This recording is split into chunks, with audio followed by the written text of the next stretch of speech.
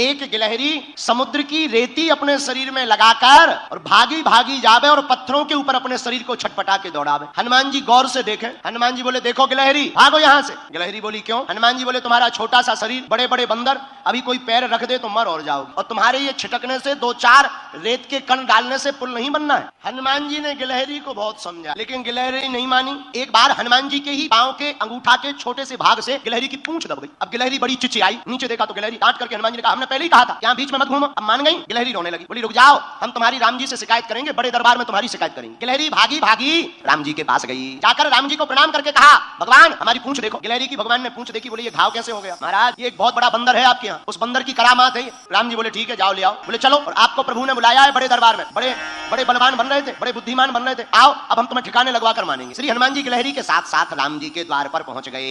राम जी को प्रणाम किया, पर हनुमान जी ने गिलहरी से पूछा एक बात बताओ, तुम्हारे रेत के कण डालने से समुद्र का पुल बनना नहीं है, फिर भी तुम इतनी परेशान क्यों हो रही? राम जी बोले बात तो सही है, बताओ गिलहरी। गिलहरी हाथ दोनों जोड़कर बोली राम जी हमें पता है कि हमारे कारण से पुल नहीं बनना है, लेकिन इन बंदरों ने आपकी इस सेना ने बड़े बड़े पत्थर ला करके पुल बना दिया। राम जी बड़े बड़े पत्थर लगे हैं, आपके चरण बड़े कोमल हैं, पत्थर हैं ऊबड़ खाबड़, रखोगे कहीं चोट लग जाए, आपके चरणों से खून बहने लगे, तो ये बनते तो बड़े बुद्धिमान है तुम्हारे हनुमान जी, पर इन्हें ज्ञान एक रत्ती का नहीं। हम छोटे जरूर हैं पर हमें ज्ञान ठीक ठाक। राम जी बोले क्या ज्ञान है? बोले ये तुम्हारे बड़े बड़े बंदर बड़ी बड़ी सिलाएं लगा रहे, पर आपके चरण बड़े कोमल हैं, आप चलोगे तो कहीं पत्थर लग जाएगा, तो हम रेती जाकर के रेती उन पत्थरों की दरार में भरते हैं ताकि आपके चरणों में कोई चोट ना लग जावे। हनुमान जी को सुनकर आंखों से आंसू आ गए। अरे धन्य हो गिलहरी, आप धन्य हो, आपका भाव धन्य है। राम जी ने गिलहरी को अपनी हाथ में लिया, पूंछ के ऊपर हाथ रखा तो जो उसका दुख था, करुणावान करुणा निधान श्री रघुनाथ जी के हाथ रखते ही उस पूंछ का घाव ठीक हो गया और गिलहरी प्रसन्न हो गई। राम जी अपनी 3 अंगुलियां गिलहरी के ऊपर फिराए। जब राम जी ने अपनी 3 अंगुलियां गिलहरी के ऊपर फिराई, वही 3 अंगुल के निशान आज भी गिलहरी के ऊपर है।